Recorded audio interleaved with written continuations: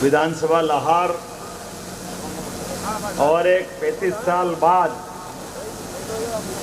सूर्य देवता रोज दर्शन देते कि नहीं देते हैं, लेकिन पता नहीं क्या कौन सी नज़र लगी लाहौर की धरती पर कि सूर्य देवता की किरण कमल के फूल आने में 35 साल लग गए, लेकिन जब आया तो झट सफेद आए। जोरदार ताली बजाओ हमारे अपने लाहौर के आज के इस कार्यक्रम के लिए। कितना अच्छा लगता है। परमात्मा की दया से चुनाव के इस मौके पर गुड्डू भाई बोल रहे थे, विधायक जी, जोरदार तालियां आपने गुड्डू भाई के लिए भी।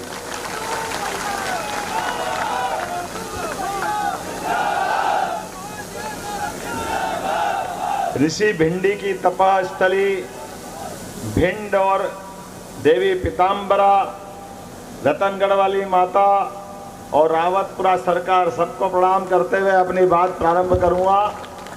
समय की कमी है, विलंब से आया, इसके क्षमा भी चाहता हूं, लेकिन लगातार एक के बाद एक सभाओं में चुनाव के दरमियान काम करने में अपनी अपनी बहुत सारी व्यस्तता है, लेकिन वादा किया कि मैं आऊँगा। थोड़ा देर से भले ही आया, लेकिन आया तो पक्का ना। अपने यहाँ इस लाहौर की धरती पर हमारी बहन संध्या राय जी, जोरदार तालियां बजाओ। इनका नाम संध्या राय जी है, लेकिन इनके साथ इतना अच्छा भाग्य है, यशस्वी प्रधानमंत्री के साथ रह कर के संध्या दिन के उजाले की तरह सेवा कर रही है सबके सामने। परमात्मा की कृपा है। वर्तमान के दौर में यशस्वी प्रधानमंत्री सूर्य भगवान से आशीर्वाद लेकर के, जैसे सूर्य तपता किसके लिए है? संसार के लिए। तिल तिल करके पूरा जीवन जलने के लिए वो अपना जीवन जीते हैं, लेकिन वो अपना जीवन सारे संसार के सुख के लिए देते हैं। जोरदार तालियां बजाओ माननीय नरेंद्र मोदी जी के लिए, जिनके बिना सौर मंडल अधूरा है। ये ग्रह, ये नक्षत्र, ये तारे बगैर सूर्य के सब कुछ आभास शून्य है। इनके अते पते नहीं लगते हैं। पूरे मंच के लिए मंत्री जी से लेकर पहले सभी के लिए अभिनंदन कर दे, सबका स्वागत कर दे। सारे मंच पे बैठे नेताओं के लिए, हमारे जिला अध्यक्ष से लेकर सेक्टर प्रभारी तक, अध्यक्ष से लेकर महामंत्री तक, विधायक भिंड से लेकर सारे लोगों तक जोरदार दिल खोल करके तालियां बजा करके अभिनंदन कर रहे हैं। मैं आज कुछ बातें कहने आया हूं, उसके पहले हमारी अपनी सरकार के रहते रहते ये भिंड से लगा करके पूरा चंबल, पहले के हाल अगर याद करें तो डकैतों के जुम्मे छोड़ दिया गया था। डकैतों के जुम्मे आप सब उस दौर को याद करो। अभी मैं ऊपर हेलीकॉप्टर से देख रहा था तो अच्छे खासे गेहूं कटने के बाद खेतों से दिखने वाला गेहूं के बाद का जो भूसा होता है वो मन प्रसन्न कर रहा, क्योंकि किसान का बेटा हूं। बड़ा मजा आ रहा था कि मेरे किसानों ने जहां तपस्या की, जहां पसीना बहाया, वो गेहूं की फसल के बाद उठने वाली सुगंध और दिखने वाला दृश्य मन को प्रफुल्लित कर रहा था, आनंद से सराबोर कर रहा था।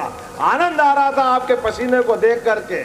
और मुझे याद आया कि आज हमारी इस भगवान की दया से यशस्वी प्रधानमंत्री ने खेत के ऊपर बैठे हुए जवान और सीमा पे तैनात फौज के जवान, दोनों में अंतर नहीं किया है। किसान सम्मान निधि दे करके किसानों का सम्मान बढ़ाया है। किसान के पसीने के आधार पर किसानों को पुरस्कृत करते हुए पहली बार माननीय शास्त्री जी ने नारा लगाया था, जय जवान जय किसान। इस नारे को सिद्ध अगर किसी ने किया है तो मुझे इस बात की प्रसन्नता है, यशस्वी नरेंद्र मोदी जी ने सार्थक किया है, हम उसको धन्यवाद देते हैं। चुनाव की इस बेला में जब मैं यहाँ कोई बात करने खड़ा हूँ, मुझे एक और बात के लिए भी धन्यवाद देना पड़ेगा। आपने गुड्डू भैया को तो क्या जिताया, ऐसा लगा क्या राजस्थान, क्या छत्तीसगढ़, क्या मध्य प्रदेश। मेरे पहले ही सरकार के इस दौर में जब राज्य सरकार का चुनाव था तो आपने 35 साल का सूखा भी मिटाया और गुड्डू भैया के साथ 163 हमारे कमल के फूलों की माला मध्य प्रदेश सरकार में पिनो के दी। मैं आपका आभार मानता हूं नरेंद्र मोदी जी की बात का इतना आप ध्यान रखते हो। मैं इस बात के लिए भी धन्यवाद देता हूं राकेश शुक्ला जी, आपके माध्यम से सरकार भी गौरवान्वित है। आप मंत्री है इस हमारी सरकार के, जोरदार तालियां बजाओ। इधर मंत्री बने, इधर मुख्यमंत्री बने, तो गुड्डू भैया अपने हिसाब से कितने अच्छे सेवा करने के लिए कार्यकर्ता मिले। और मुझे इस बात की और प्रसन्नता है, नरेंद्र मोदी जी ने उस समय कहा था कि मैं डबल इंजन की सरकार चाहता हूं। बोला कि नहीं बोला था उनने?